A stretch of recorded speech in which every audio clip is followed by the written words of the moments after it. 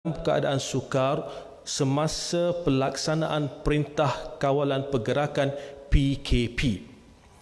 Terima kasih juga kepada ibu bapa kerana telah bersama-sama KPM dalam membantu pembelajaran anak-anak di rumah.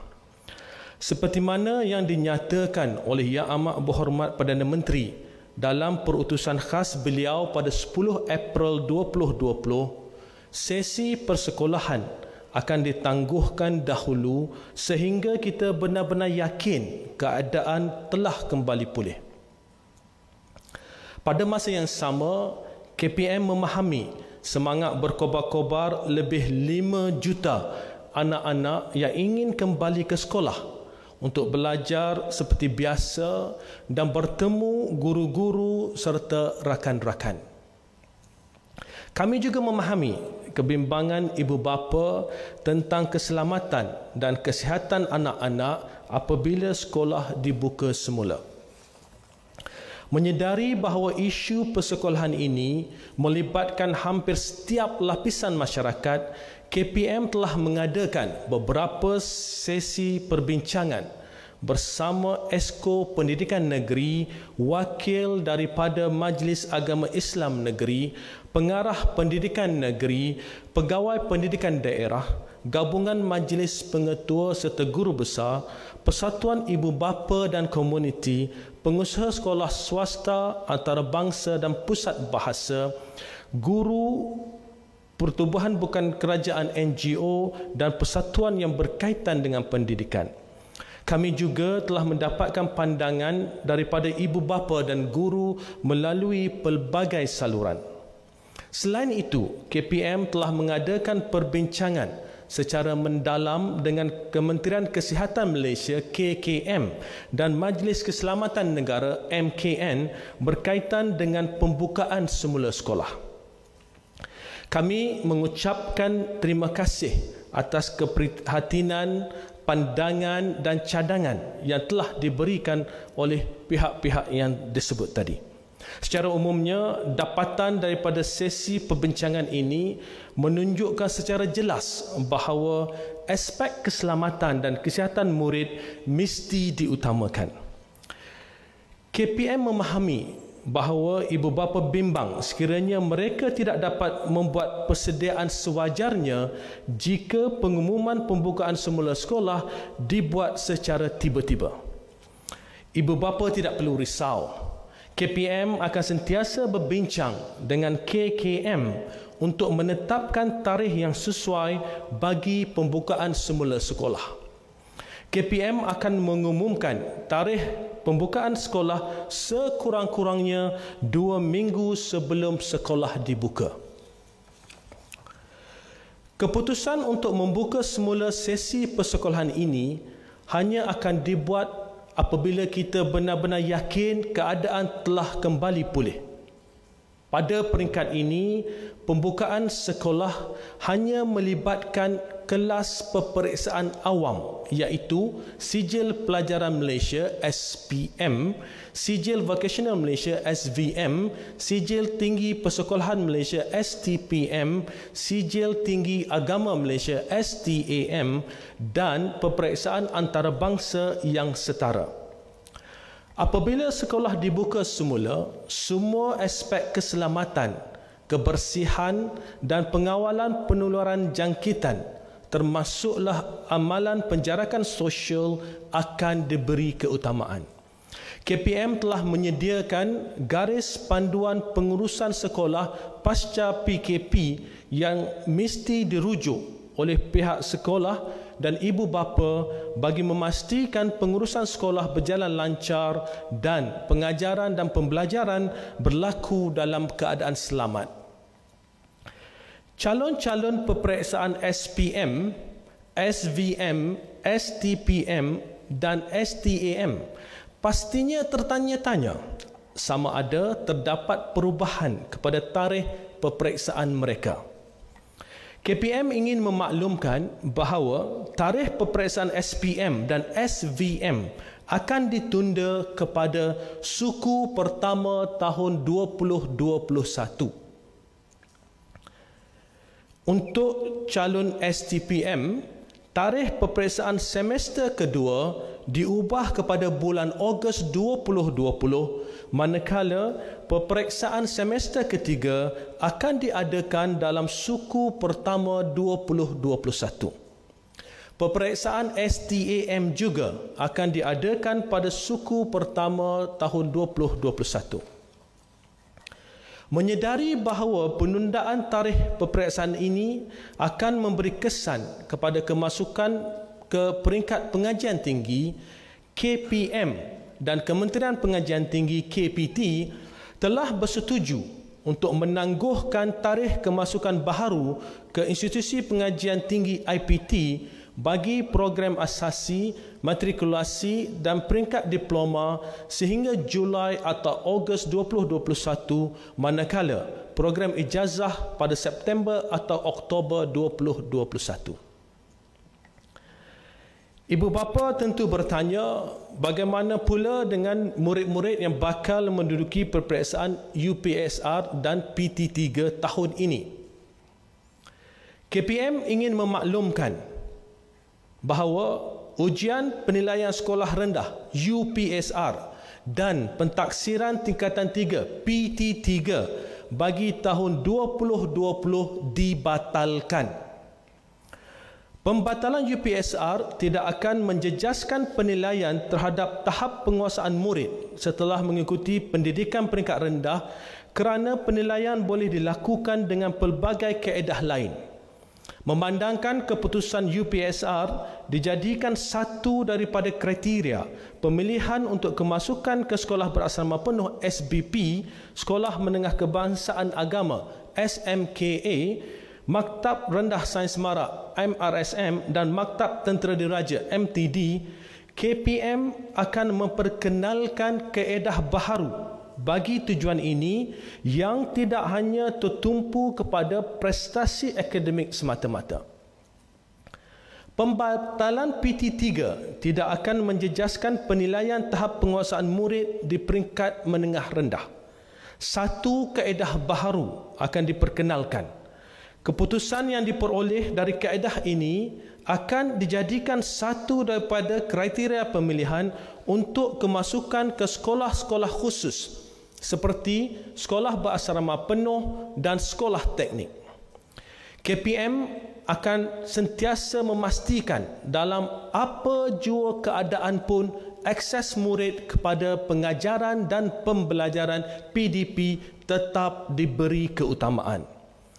Keputusan ini akan terpakai kepada semua sekolah kerajaan, sekolah bantuan kerajaan, sekolah swasta dan mana-mana institusi pendidikan yang berdaftar dengan KPM. Sekolah yang tidak berdaftar dengan KPM juga disarankan untuk turut mengikuti keputusan ini. Sekali lagi KPM ingin tegaskan bahawa pembukaan semula sesi persekolahan selepas PKP adalah tertakluk kepada perkembangan semasa dan nasihat daripada KKM dan MKN. Sebarang perubahan akan dimaklumkan dari masa ke semasa setelah mengambil kira faktor keselamatan dan kesihatan murid. Bukit sama didaki, lurah sama dituruni, sama-sama kita harungi cabaran ini. Sekian, terima kasih. Ada soalan? Silakan. Dr. Azri dari Bernama TV, ada dua soalan daripada saya. Soalan pertama mungkin boleh Dr. beri jumlah sebenar pelajar yang akan menduduki peperiksaan STPM, SPM pada tahun 2020 akan ditunda, dan juga bagaimanakah garis panduan yang diberikan kepada guru buat masa dalam tempoh PKP ini untuk memberikan homework ataupun kerja rumah kepada pelajar, memandangkan ada yang menggunakan secara kaedah printing dan juga internet, tapi ada kekangan di sebalik itu. So mungkin Doktor boleh jelaskan. Terima kasih. Okay, soalan pertama tentang jumlah pelajar. Cadangan yang disebutkan tadi berkaitan dengan kita mulakan sekolah dengan pelajar-pelajar peperiksaan, kelas peperiksaan awam ini akan melibatkan 500,444 orang pelajar, murid. 500,444 orang murid di sekolah-sekolah yang disebutkan tadi. Yang kedua berkaitan dengan pengajaran dan pembelajaran di rumah. Ini kita sedar antara isu yang dihadapi, antara perkara yang sentiasa dibangkitkan di bawah sana, di mana ibu bapa dan guru-guru menghadapi kekangan, terutamanya apabila kita bercakap tentang kelas online. Kelas online ini masing-masing menghadapi kekangan, dan kita dalam garis panduan yang kita berikan kepada guru-guru pada awal PKP tempoh hari, kita telah nyatakan perkara paling pentingnya, prinsip asasnya ialah, pertama sekali, guru perlu mengambil kira kekangan yang dihadapi oleh guru dan kekangan yang dihadapi oleh pelajar dalam menetapkan kaedah mana yang patut diguna pakai dalam menyampaikan pengajaran untuk anak-anak di rumah. Itu paling penting. Kerana apa? Kita sedar bahawa online access ini ada kekangan masing-masing. Ya, kita di kementerian telah mengadakan satu kaji selidik. Kaji selidik melibatkan seramai lebih 670 orang ibu bapa dengan jumlah 670,000 orang ibu bapa dengan jumlah murid hampir 900,000 orang murid, ya, hampir 900,000 orang murid, di mana daripada kaji selidik ini kita dapati bahawa pemilikan hardware ataupun alat-alat ataupun peranti elektronik untuk membolehkan pengajaran dan pembelajaran dilaksanakan di rumah agak terhad. Yang saya bagi contoh, dalam sampel hampir 900,000 orang pelajar ini, hanya 6% yang mempunyai komputer peribadi, 5.76% yang mempunyai tablet, 9% mempunyai komputer riba, dan 46% mempunyai telefon pintar. Selebihnya 36.9% tidak mempunyai sebarang peranti. Tapi kalau kita campur semua persentage itu, dia akan lebih, sebab setengah pelajar ni dia ada lebih daripada satu peranti. Jadi jika kita lihat dalam konteks ini, pengajaran di rumah ini merupakan satu cabaran, ya, untuk pertama sekali ibu bapa yang anak-anak mereka tidak mempunyai peranti, yang kedua akses internet. Sebagai contoh, kalau untuk mereka buka Cikgu Tube, ya, dalam platform yang disediakan oleh KPM, untuk dalam konteks internet yang terlalu perlahan, maka ianya akan mengambil masa yang cukup panjang. Sebab itu, daripada awal kita tekankan pada guru-guru dalam garis panduan yang diberikan bahawa ambil kira kekangan yang dihadapi oleh pelajar-pelajar di rumah dalam menetapkan apakah kaedah yang patut diguna pakai untuk melaksanakan pengajaran dan pembelajaran di rumah. Ada lagi? Silakan. Ya. Baik, YB, saya Kamal dari RTM. Pada permulaan sekali mengenai dengan tadi, ya, difahamkan bahawa PT3 dibatalkan. Ya. Jadi bagaimana, ya, pihak pelajar nanti membuat pilihan untuk jurusan ataupun mungkin silibus pada tingkatan 4 nanti? Soalan pertama. Soalan kedua ialah mengenai maklum balas mengenai dengan saluran pendidikan yang telah pun ke udara sepanjang PKP ini. Bagaimana maklum balasnya? Okey. Seperti mana saya sebut tadi, dalam sesi perbincangan libat urus yang kita laksanakan melibatkan ramai, ya, pelbagai pihak yang saya sebutkan tadi, kita sedar bahawa antara perkara utama yang ditekankan oleh ibu bapa adalah bagaimana kalau kita batalkan UPSR, kalau kita batalkan PT3, apakah kaedah yang akan digunakan untuk memenuhi keperluan sama ada ke asrama dan sebagainya. Maka seperti mana saya sebut tadi, kita akan adakan satu kaedah baru, mengambil kira kekangan yang ada untuk membolehkan segala perkara teknikal yang perlu dilaksanakan akan dapat dilaksanakan dengan baik.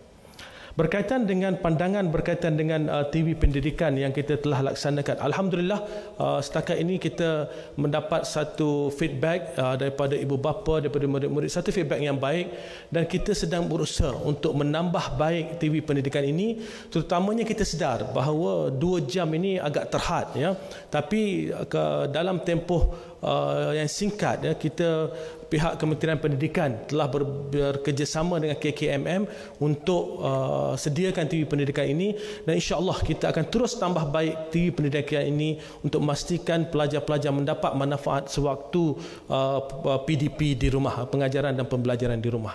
Terima kasih. Ada lagi? Silakan. Okay, YB, saya Syabiha dari Bernama. Okey YB, disebabkan kalender persekolahan dah berubah, ada kemungkinan ke cuti persekolahan hujung tahun dipendekkan? Dan satu lagi, bagaimana kementerian akan pastikan pelajar di luar bandar, terutamanya di Sabah dan Sarawak, tidak tercicir dengan keadaan sekarang ni? Terima kasih. Pertama sekali, berkaitan dengan takwim, berkaitan dengan penggal persekolahan, sebarang makluman berkaitan hal ini kita akan maklumkan dari masa ke semasa. Ya, pada hari ini jadual atau takwim kekal seperti mana yang sedia ada untuk penggal persekolahan. Ya, yang kita sebut tadi berkaitan dengan tarikh peperiksaan. Ya, takwim yang ada pada hari ini yang kekal seperti mana sedia kala, sehinggalah kita maklumkan jika terdapat sebarang perubahan. Berkaitan dengan pelajar-pelajar kita di kawasan luar bandar, termasuklah di anak-anak kita di Sabah dan Sarawak, inilah saya sebut tadi bahawa kita ambil kira semua kekangan yang dihadapi dan kita telah memaklumkan kepada guru-guru supaya mencari kaedah yang terbaik. Kerana apa? Kita tidak ingin ada mana-mana pelajar yang ketinggalan ataupun yang detach, ya, yang terus daripada sekolah di sewaktu PKP ini. Oleh itu kita yakin kemampuan guru-guru kita untuk mencari kaedah yang terbaik. Guru-guru ini cukup kreatif, ya. Kalau dia tak boleh satu cara, kadang-kadang dengan telefon pun dia buat pelbagai kaedah dia boleh gunakan, dan saya yakin dengan usaha guru-guru ini kita akan dapat laksanakan pengajaran dan pembelajaran dengan baik. Cuma tidaklah seperti mana jika anak-anak ini ke sekolah. Dari masa ke semasa kami di kementerian akan terus pastikan bahawa usaha-usaha dibuat bagi memastikan delivery atau penyampaian itu dapat ditingkatkan. Ada lagi? Ya, silakan. Saya ada dua soalan. Soalan pertama ialah tadi doktor dah beritahu selepas sekolah dibuka, so akan ada guideline baru yang akan diberikan kepada sekolah selepas pasca untuk COVID-19. Jadi adakah penjarakan sosial tu akan terpakai walaupun sekolah itu dibuka selepas pasca COVID-19? Soalan yang kedua tadi doktor dah beritahu doktor beritahu mengenai pelajar yang akan hanya menduduki peperiksaan akan dibuka dulu. So dari segi tingkatan mana yang akan pergi sekolah dulu? Form 5 ataupun Form 6. Okay. Terima kasih. Soalan pertama, selepas dibuka semula, adakah penjarakan sosial akan dilaksanakan? Jawapannya ya. Ya.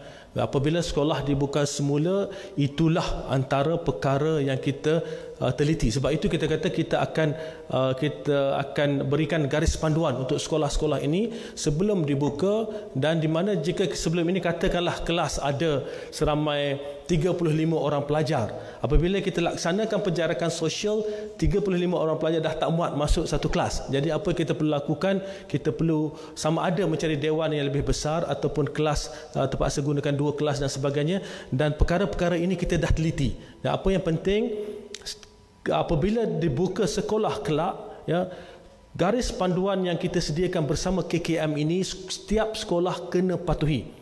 Pematuhan itu adalah wajib, ya, dan peranan ini akan dimainkan oleh pihak pejabat pendidikan daerah untuk memantau memastikan setiap sekolah mematuhi garis panduan termasuklah penjarakan sosial.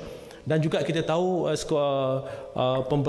kebersihan dan sebagainya, faktor-faktor kebersihan dan faktor laluan sebagai contoh. Nak pergi sekolah ni sebelum ni boleh 2 ways, 2 hala. Mungkin lepas ini kita setengah susun, supaya laluan itu sehala sahaja, ya, dari tangga mana naik, tangga mana turun dan sebagainya. Kita amat teliti dalam memastikan apabila dibuka kelak, semua garis panduan yang kita ada, setiap sekolah akan patuhi. Yang kedua, berkaitan dengan tingkatan mana tadi, seperti mana saya sebut tadi, adalah tingkatan yang akan, atau kelas yang akan menghadapi peperiksaan awam, iaitu tingkatan 5 dan tingkatan 6 atas. Tingkatan 5 dan tingkatan 6 atas yang akan menghadapi peperiksaan nanti. Ya, tingkatan 5 dan tingkatan 6 yang akan menghadapi peperiksaan. So itu key, itu adalah asasnya. Tingkatan lain, seperti mana saya sebut, untuk pelaksanaan garis panduan ini kita perlu penelitian. Jadi bila sekolah dibuka kelak, terhad kepada tingkatan 5 dan tingkatan 6 sahaja. Okey? Ada lagi? Ya, silakan. YB, saya Roslyn dari Bernama. Soalan saya, sudah ada atau tidak perbincangan mengenai mekanisme yang akan diambil untuk menggantikan tempoh persekolahan yang tertangguh disebabkan PKP ini? Okey. Pertama sekali mekanisme. Sewaktu PKP ini, melainkan beberapa hari selepas PKP itu, sewaktu PKP ini pengajaran dan pembelajaran berjalan seperti biasa. Ya, pengajaran dan pembelajaran berjalan seperti biasa dan guru-guru menyampaikan kepada pelajar-pelajar melalui pelbagai kaedah seperti mana kita sebutkan tadi. So oleh itu, seperti mana yang saya jelaskan, pengajaran dan pembelajaran berjalan seperti biasa dan penggal persekolahan adalah berjalan seperti mana yang telah dijadualkan. Ada lagi? Silakan. Ya. Baik, YB, mungkin ada satu persoalan mengenai dengan pembukaan tadika dan taska. Ini bukan berada di bawah Kementerian tapi mungkin ada tak di pihak Kementerian sendiri untuk berbincang di bawah JKM dan sebagainya mengenai dengan pembukaan taska dan tadika pula? Ya. Bagaimana, YB? Okay, berkaitan dengan tadika, kami di bawah KPM ada prasekolah KPM yang mana perkara ini kita bincangkan dengan teliti, ya. Setiap perkara itu diperincikan supaya kita dapat memahami, menganalisa kesannya. Jadi antara jika kita lihat, ya, fokus kita adalah kepada kelas yang lebih tingkatan yang lebih tinggi, yang mereka boleh sedang lebih mudah untuk dikawal oleh guru-guru. Cabaran utama di peringkat kelas yang tadika ini sebagai contoh adalah kaedah nak lakukan penjarakan sosial. Lama tak jumpa kawan-kawan nak melakukan penjarakan sosial dan sebagainya. Itu merupakan satu kekangan utama. Sebab itu kita kata tadi, apabila sekolah dibuka, bila dah ditetapkan tarikh bila sekolah dibuka, yang pergi dahulu adalah pelajar tingkatan 5 dan pelajar tingkatan 6. Okey? Ada lagi? Silakan. Soalan saya tahun hadapan, untuk tahun ini Form 5 akan duduk untuk tahun hadapan punya exam kan? Yep. Okay. Jadi ada tak pertidihan kelas di antara Form 4 sekarang untuk yang tahun depan? Okey, terima kasih. Itu satu soalan yang baik, ya. Seperti mana saya kata tadi, kita meneliti, kita ni dalam COVID crisis ni kita bergerak hari ke hari, ya. Kita tak boleh nak predict, tak boleh nak jangka masa depan berbulan-bulan. Kita bergerak daripada hari ke hari meneliti dan melihat sesuatu perkara itu, dan oleh yang demikian kita akan perincikan bagaimanakah kaedah yang terbaik apabila masuk tahun baru, tahun hadapan, bagaimanakah apabila pelajar tingkatan 4 ini akan masuk tingkatan 5 dan sebagainya. Kita akan perincikan hal tersebut, dan sekarang ini kita telah ada pelbagai option yang kita sedang pertimbangkan. InsyaAllah apabila sampai masanya saya akan umumkan kelak. Okey, ada lagi? Macam mana? Ya, perkara yang sama berkaitan dengan pelajar tingkatan 6, ya, yang rendah, yang masih peringkat awal, yang perlu menduduki peperiksaan seterusnya. Jadi kita teliti sebab kita tahu apabila kita lambatkan satu penggal maka akan berlaku pertindihan. Tapi banyak kaedah yang kita boleh laksanakan. Cuma buat masa ini, manakala tempoh itu masih ke depan dan masih lagi banyak ketidaktentuan, jadi kita akan perincikan kemudian, dan kita telah ada berbagai option yang kita pertimbangkan. Apa sahaja yang option yang kita adakan atau kita pilih, KPM, ya, ini KPM ingin menegaskan bahawa pelajar-pelajar kita akan pastikan setiap pelajar yang akan menduduki peperiksaan itu mendapat ruang secukupnya untuk mereka membuat persediaan sebelum mereka menduduki peperiksaan masing-masing. Itu penting, ya. Kita sedar kekangan yang ada, kita akan pastikan ruang itu ada, peluang untuk pelajar-pelajar itu memenuhi apa sahaja yang diperlukan sebelum menduduki peperiksaan itu, sama ada dari segi kurikulumnya ataupun apa-apa perkara berkaitan dengan kurikulum dalam konteks persediaan untuk peperiksaan. Kita akan pastikan pelajar-pelajar ini mempunyai ruang untuk bersedia sebelum menduduki sebarang peperiksaan. Okey? Ada lagi? Ya, silakan. Itu soalan tanya saya. So ada yang bertanyakan bagaimana pula dengan ujian penilaian kelas KAFA UPKK. Okey, sebab itu saya sebut tadi dalam konteks libat urus, saya dah berbincang dengan hampir dengan semua kerajaan negeri, dengan majlis agama, khususnya berkaitan dengan ujian kafar dan sebagainya, dan kita tekankan bahawa sekiranya keputusan kita untuk membatalkan UPSR, maka negeri-negeri pada secara umumnya bersetuju bahawa mereka akan mengambil langkah yang sama. Apa yang penting sekarang adalah keselamatan anak-anak. Keselamatan anak-anak. Anak-anak ini masih kecil, ruang mereka untuk menamatkan pengajian jauh lagi. Jadi kita utamakan keselamatan anak-anak untuk memastikan supaya pelajar-pelajar ini terlindung. Pelajar-pelajar UPSR, untuk makluman semua, hampir 450,000 orang. Ini bukan sikit ya, bukan sikit. Ini pelajar-pelajar ni jumlah yang besar, hampir 450,000 orang di seluruh negara. Jadi kita ingin pastikan bahawa risiko jangkitan kepada satu jumlah yang besar ini dapat diminimumkan. Okey? Ada lagi? Yes, silakan. Baik, YB, negara menghadapi krisis penularan wabak COVID-19, pastinya banyak perkara yang berubah, khususnya dalam pembelajaran dan juga pengajaran. Jadi pada peringkat ini, bagaimana kementerian melihat prestasi pelajar-pelajar yang akan menghadapi peperiksaan besar ini? Bagaimana mungkin guru-guru atau sekolah ingin melihat ataupun memantau prestasi setiap pelajar-pelajar ini untuk memastikan kita boleh mencapai prestasi kualiti pendidikan yang baik, mungkin sebaik sebelumnya ataupun lebih baik berbanding tahun-tahun sebelumnya. Pandangan kementerian. Terima kasih. So itu antara pertimbangan kita apabila kita membuat keputusan untuk menunda peperiksaan ini, kerana kita ingin pastikan bahawa mereka mendapat ruang secukupnya dan ruang yang sebaiknya. Sebab itu dari masa ke semasa kita telah maklumkan kepada guru-guru supaya guru-guru terus menambah baik kaedah pengajaran dan pembelajaran untuk anak-anak atau untuk murid yang berada di rumah pada waktu ini. Jadi di peringkat awal memanglah PKP ini tidak pernah berlaku dalam sejarah. Ini merupakan satu kejutan bukan saja pada sistem persekolahan tetapi kepada seluruh negara. Jadi sebab itu kita lihat pada peringkat awalnya masing-masing mengambil sedikit masa untuk menyesuaikan diri. Dan saya yakin apabila beberapa usaha ini telah dilaksanakan secara berterusan, maka guru-guru sendiri akan nampak ruang-ruang atau peluang-peluang yang boleh digunakan untuk meningkatkan kualiti penyampaian kepada pelajar-pelajar, untuk memastikan bahawa pelajar yang berada di rumah, anak-anak yang berada di rumah mendapat yang terbaik. Ada lagi? Ada? Terima kasih. Assalamualaikum warahmatullahi wabarakatuh.